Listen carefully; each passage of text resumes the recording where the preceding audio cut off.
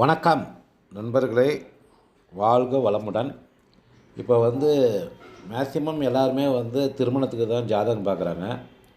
முதல்ல ஃபஸ்ட்டு மேட்சிங்லாம் பார்க்கறதுக்கு முன்னாடி திருமணத்துக்கான நேரம் வந்திருக்குதான்னு முதல்ல பார்க்கணும்.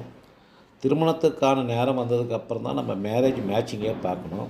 இப்போ திருமணம் எப்போ நடக்கும், திருமண பொருத்தம் பார்ப்பது எப்போ, திருமணம் எப்போ செய்யணும் அப்படின்றத ஒரு 2 ஜாதகம் மூலயமா ஆய்வு பண்ணுறேன். நீங்கள் அதை பார்த்து தெரிஞ்சுக்கங்க. இது ஒரு பையனோட ஜாதகம். 28 வயசு 4 மாதம் 7 நாள், 14/3/97 வெள்ளிக்கிழமை 10 மணி 27 நிமிஷம் 30 செகண்டுக்கு வெள்ளூரில். ரோகிணி 2ஆம் பாதம், ராசி ரிஷபராசி, லக்னம் துலா லக்னம். இது போட்டதுமே இவரோட ஜாதகம் இங்கே வந்துடும், பார்த்துக்குங்க. இதுதான் இவரோட ஜாதகம். லக்னம்லாம் காட்டிடுது, எல்லாம் டிகிரி வைஸாக எல்லாமே போட்டுரும். இப்போ இவருக்கு திருமணம் எப்போ நடக்கும் அப்படின்னா, முதல்ல ஃபஸ்ட்டு தசாபுத்தி வழி விடணும். இப்போ நடக்கிறது ராகு தசை. ராகு தசையும் பிரச்சனை இல்லை. இப்போ நடக்கிறது சூரிய புத்தி ஓகே. இதுக்கு முன்னாடி பார்த்திங்கன்னா சுக்கர புத்தி ஓட்டுருந்துச்சு. இந்த சுக்கரன் பார்த்திங்கன்னா 2021 24 வரைக்கும் சுக்கரன். அதுக்கு முன்னாடி கேது. அப்படின்னா இந்த சுக்கரனும் 6, 9 ஆக்டிவேஷன் ஆகிட்டுக்கிறதுனால, வலுத்து ஆக்டிவேஷன் ஆனதுனால இதுவும் திருமணத்தை பண்ணாது.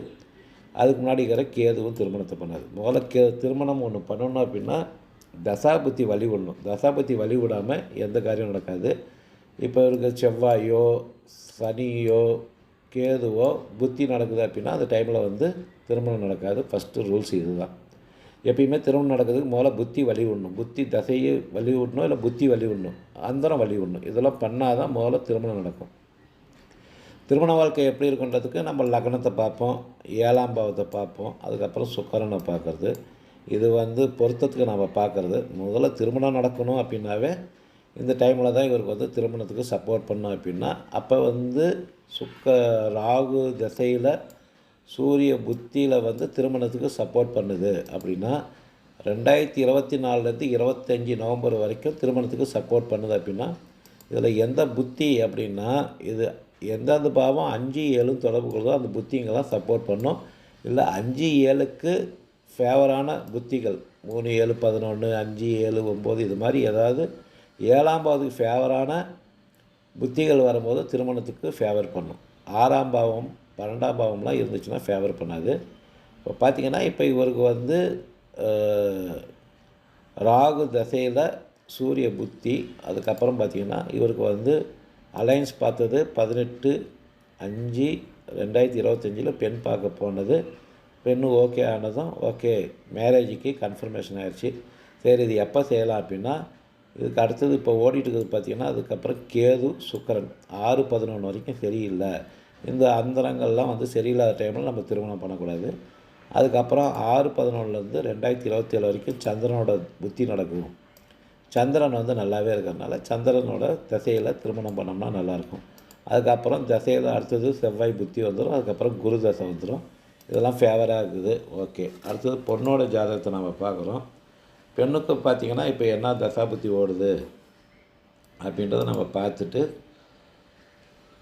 அதுக்கப்புறம் நம்ம மேரேஜுக்கு மேட்சிங் நம்ம எடுப்போம். ஃபஸ்ட்டு இப்போ பார்த்திங்கன்னா இப்போ பெண்ணுக்கு இதோட ஜாதகத்தை டேட்டு, வயது, டேட் ஆஃப் பர்த்து எல்லாமே போட்டாச்சு. கோயம்புத்தூரில் பிறந்துக்கிறாங்க. உத்திரம் 3ஆம் பாதம், மகர ராசி, லக்னம் மேஷம்.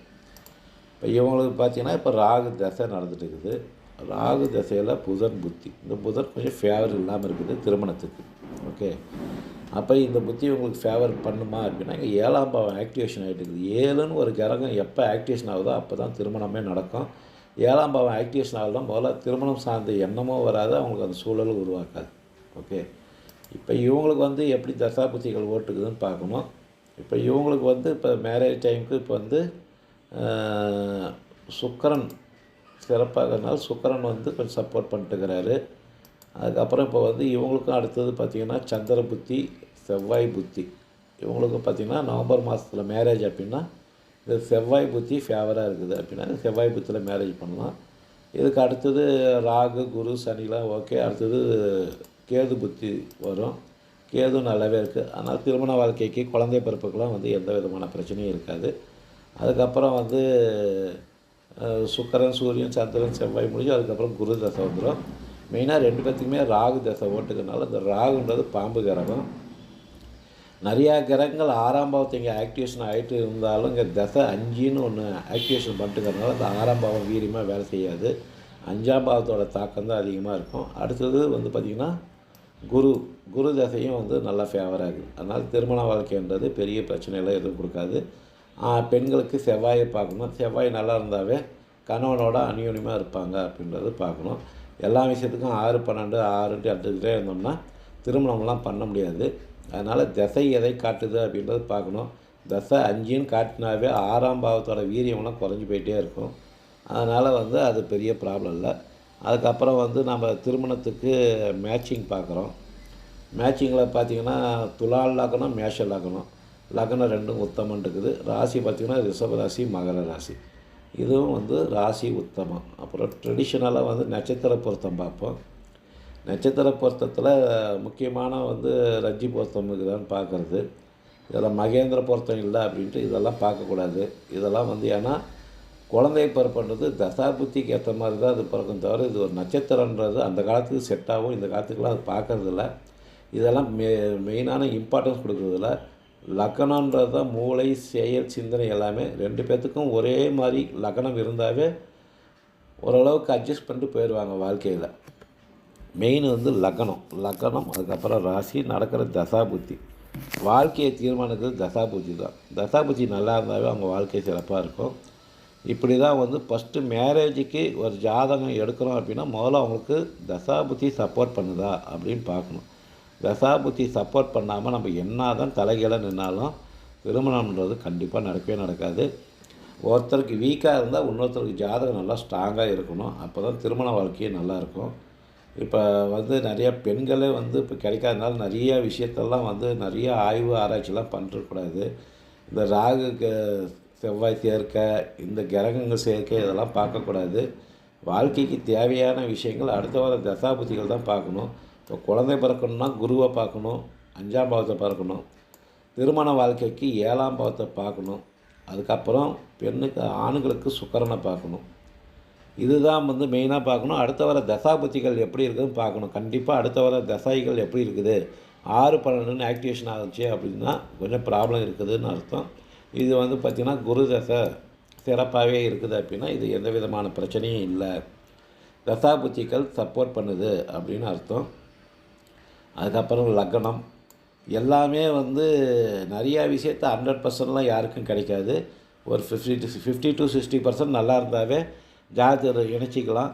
இதில் நீங்கள் வந்து ராகு கேது தோஷம், சர்ப்ப தோஷம், அந்த தோஷம் பரிகாரம் பண்ணுறது இதெல்லாம் வாழ்க்கைக்கு ஆகாது. எப்பயும் தசா புத்தின்றது ஒன்று சப்போர்ட் பண்ணலைன்னா கண்டிப்பாக திருமணம் நடக்கவே நடக்காது. தசையோ புத்தியும் 3, 7ஆம் பாவத்தை ஆக்டிவேஷன் பண்ணணும். 7ஆம் பாவன்றது அங்கே இருந்தால் தான் முதல்ல திருமணம் நடக்கும். இல்லாட்டி 6, 12, 4, 8 இது மாதிரிலாம் 8, 6, 12 அப்படின்ட்டு புறம் சார்ந்த காரணங்கள் இருந்துச்சுன்னா அவங்களுக்கு வந்து திருமணத்துக்கெலாம் சப்போர்ட் பண்ணாது. முதல்ல ஹார்மோன்ஸே அவங்களுக்கு உற்பத்தி ஆகாது. இது மாதிரி 7ஆம் பாவம் தசை புத்தி நடக்கும்போது தான் அங்கே சப்போர்ட் நடக்கும். நன்றி நண்பர்களே. வாழ்க வளமுடன்.